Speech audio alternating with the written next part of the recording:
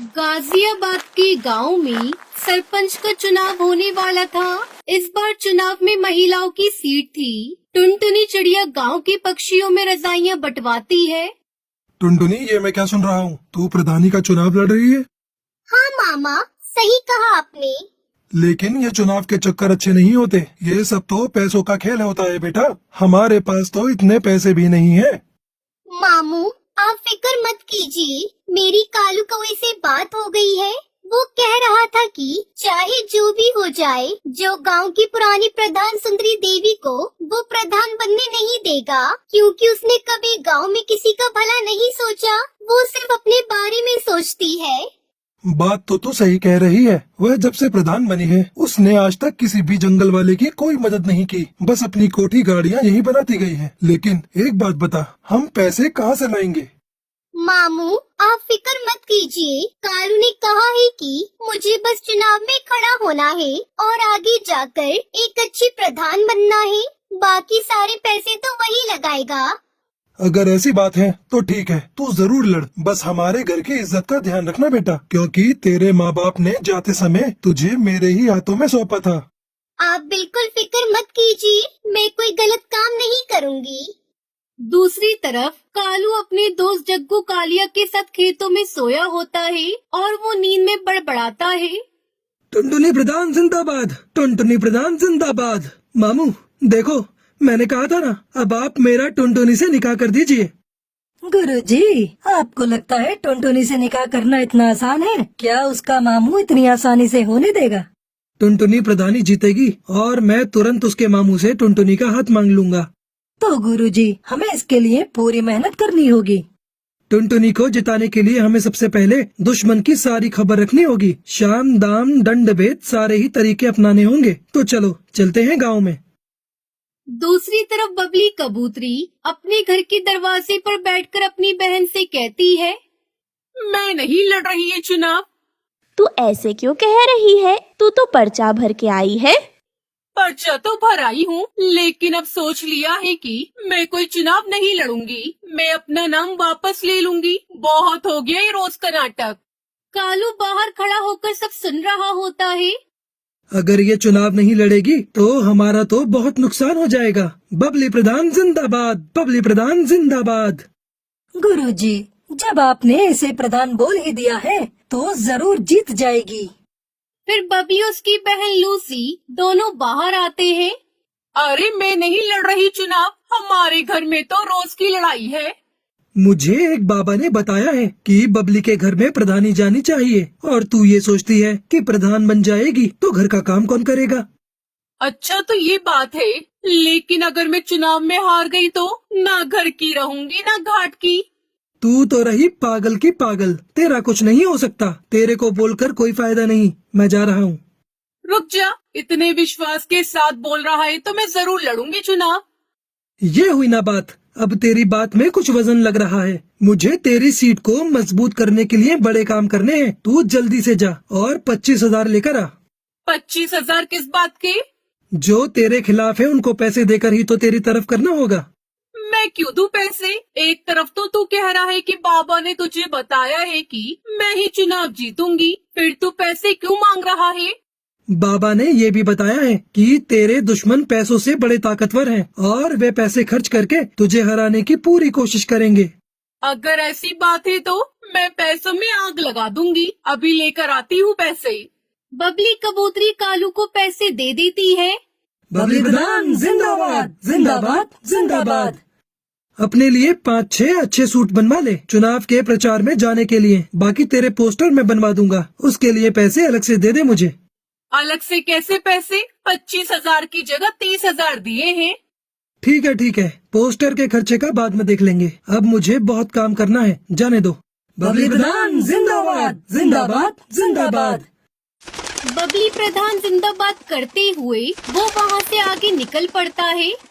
कालू पूरा माहौल बना देगा, तुझे प्रधान भी बनवा देगा। गुरुजी, कमाल हो गया, 1 मिनट में 30,000। चलो सुंदरी प्रधान के घर। सुंदरी प्रधान जिंदाबाद, जिंदाबाद, जिंदाबाद। सुंदरी प्रधान जिंदाबाद। सुंदरी प्रधान जिंदाबाद करते हुए वो दोनों सुंदरी प्रधान के घर पहुंच जाते हैं। मेरे टक्कर का इस पूरे गांव में कोई नहीं है। प्रधानी का चुनाव तो मैं ही जीतूंगी। हाँ सुंदरी प्रधान, तुम बिल्कुल ही सही कह रही हो, तुम ही जीतोगी। मैं तो स्कूल में खड़ा होकर सारे वोट तुम्हारे ही नाम पर डलवाऊंगा। मेरा बस चले तो सबको भगाकर खुद ही तुम्हारे नाम पर वोट डाल दूं। कालू तू याद रखना मुझे। इसमें याद वाली क्या बात है? मेरे दादा परदादा, इसके दादा परदादा सब हमेशा से ही तेरे साथ हैं। बस कालू तूने कह दिया तेरा साथ है तो आधा चुनाव तो मैं अभी जीत गई। अब तू एक काम कर, थोड़े कंबल ले जा और गांव में बंटवा दे। सुंदरी प्रधान, हम ऐसे ही किसी के पास नहीं जाते और किसी के साथ खड़े हो गए तो उसे जिताकर ही छोड़ेंगे। सही कहा ना चक्कू कालिया? तो बोलो सुंदरी प्रधान जिंदाबाद। बस तुम तो अपनी प्रधानी पक्की समझो। वैसे तो मुझे खुद पर पूरा विश्वास है। अब तुमने कह दिया तो विश्वास और पक्का हो गया। अरे हम जो बताने आए थे वो तो भूल ही गए। मेरे पास बबली आई थी नोटों की थैली लेकर। हमने वो पैसे नहीं लिए। जब उसको वोट ही नहीं देना है तो थैली क्यों लेना है? अच्छा किया। अगर तेरा समर्थन मिल गया कालू तो मुझे हराने वाला कोई नहीं है। तुझे समर्थन चाहिए या वोट चाहिए? बस समर्थन तो हम तेरे लिए ले ही आएंगे और जो वोट नहीं देगा उसे खिला पिला कर तेरी तरफ कर देंगे। मुझे तेरे से यही उम्मीद थी कालू। तू जिस चीज पर हाथ रख देगा वो तेरी होगी। बस एक बार मुझे चुनाव जीत जाने दे। जिस चीज की भी जरूरत हो आकर ले जाना। तेरे घर का तो मैं पानी भी नहीं पीऊंगा। तुझे वोट देने के लिए मैं तेरे से कुछ लूंगा क्या? वह तो जब मैं गांव में निकला तो 2-4 पक्षियों ने पूछा कि भाई किसे वोट डालना है, कुछ खिला पिला दो। उसके लिए मैं तेरे से पैसे लूंगा, उनको खिलाने पिलाने के लिए और तेरी तरफ करने के लिए, वरना मैं तो एक पैसा न लूं। कालू जब तेरे जैसे लोग मेरे फेवर में है ना तो मैं ही जीतूंगी चुनाव। अरे वो हरिया तोती आई थी मेरे पास पैसे लेकर कि मैं और अपने साथ वाले वोट उसे दे दूं। मैंने तो सीधा ही मना कर दिया कि मैं नहीं लूंगा पैसे। जब वोट उसे नहीं देना तो उसके पैसे क्यों लेना? ठीक किया तूने। मैंने उसको साफ साफ कह दिया कि इतने पैसे तो सुंदरी ऐसे ही दे देगी मुझे। अब तुम एक काम करो सुंदरी प्रधान, मुझे 25,000 ला कर दो। मैं उनके लिए काजू बादाम और फलों की टोकरी उतरवाता हूँ। बस फिर देर किस बात की है, ये ले पैसे। वो सुंदरी प्रधान जिंदाबाद करते हुए वहाँ से निकल जाते हैं। दूसरी तरफ हरिया तोती के घर उसका पति तोताराम परेशान था। क्या सोच रही हो? मैं ये सोच रहा हूँ कि तू इस बार चुनाव मत लड़। क्यों न लड़ू चुनाव? मेरी बात हो गई है, सारा गांव मेरे साथ है। अरे 2 बार तो मैं भी चुनाव लड़ चुका, देख हार के बैठा हूँ। तुम हार गए लेकिन मैं तो जीतूंगी। अरे रहने दे, तू क्यों घर को बर्बाद करने पर तुली हुई है? तुम कुछ भी कहो, मैं तो लड़ूंगी चुनाव और जीतूंगी भी। तभी कालू आता है। हरिया प्रधान जिंदाबाद। देखो कालू खुद मेरी जीजी कार करते हुए आ रहा है और ये जिसके पीछे लग गया वो तो जीत ही गया समझो। अरे तोताराम क्या बात हो गई? दुखी क्यों हो? क्या बताऊं तुझे, 2 बार चुनाव लड़ा और हार गया। अब ये चुनाव लड़ने को कह रही है, बात ही नहीं मान रही मेरी। अब हार की बात करेगा तो हारेगा ही। जीत की बात कर जीत की। पीछे मुड़कर देखना छोड़ दे और आगे की तरफ बढ़। कौन समझाए? ये तो पुरानी बात पकड़ कर ही बैठे हैं। मैंने कहा जिसके साथ कालू हो उसकी तो जीत ही होगी। अब तुम्हें क्या बताऊं, 3 बार आ गए मेरे घर पर 30,000 40,000 लेकर। कह रहे थे कि तुम बस चुनाव जितवा दो, पैसे चाहे कितने भी लग जाएं। तूने किसी को हाँ तो नहीं करे? ऐसे कैसे हाँ कर देता? ऐसी गालियां दी, अगर तू सुनती तो तेरे कानों से खून आ जाता। बिल्कुल सही किया तूने। मैंने तो बोल दिया कि तू 30 लेकर आई है, 40 तो हरिया मुझे ऐसे ही दे देगी। इतने पैसे तो नहीं दे पाऊंगी। कितने पैसे दे पाएगी? बताओ जी। क्या बताऊं, 15,000 दे दे कालू को। ठीक है, ये तो हमारे घर की बात है, बाकी के पैसे बाद में दे देना। और एक बात बता दूं, ये पैसे मैं अपने लिए नहीं ले रहा, लोगों की खुशामद के लिए ले रहा हूँ, ताकि उनका वोट तेरे नाम पर डलवा सकूं। मुझे क्या करना है पैसों का? वोट के लिए तो हमने दारू मंगा रखी है। अरे बेवकूफ, जो दारू नहीं लेता उनके लिए कुछ और मंगवाना पड़ेगा। बस ये पैसे उनमें ही खर्च करूँगा।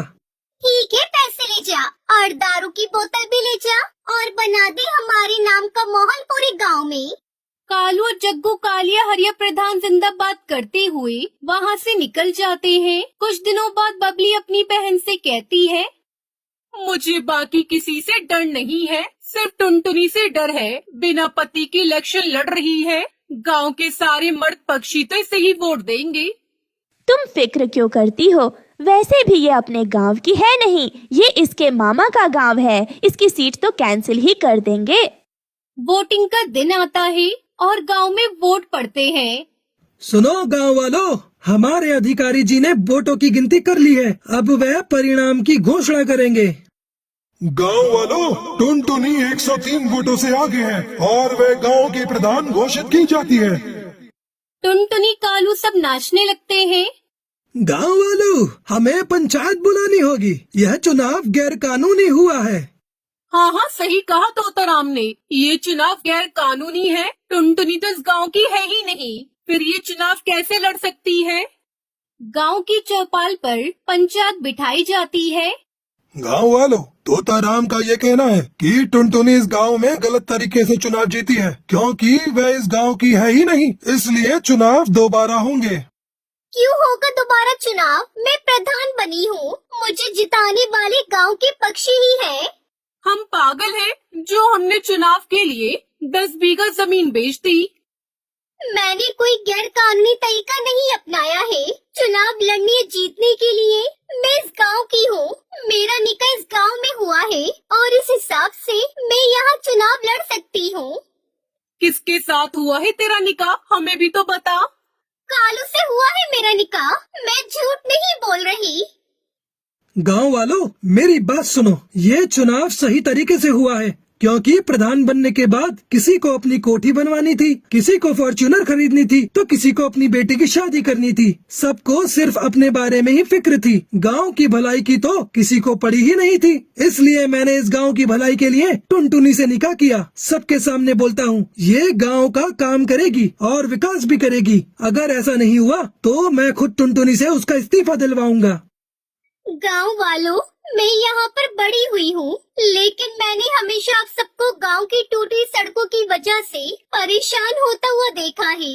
इस गांव में 5वीं क्लास के बाद कोई स्कूल नहीं होने की वजह से बच्चों को इतनी दूर पढ़ाई करने के लिए दूसरे गांव में उड़ता हुआ देखा है। मेरे मामू मुझे पढ़ाना चाहते थे, लेकिन हमारे गाँव में कोई स्कूल नहीं था, जिस वजह से मैं आगे नहीं पढ़ पाई। और मैं नहीं चाहती कि हमारे गांव की आगे आने वाली पीढ़ी कम पढ़ी लिखी हो, खास तौर पर चिड़ियाएं, जिन्हें आप सब आगे की पढ़ाई के लिए दूसरे गांव नहीं भेजते।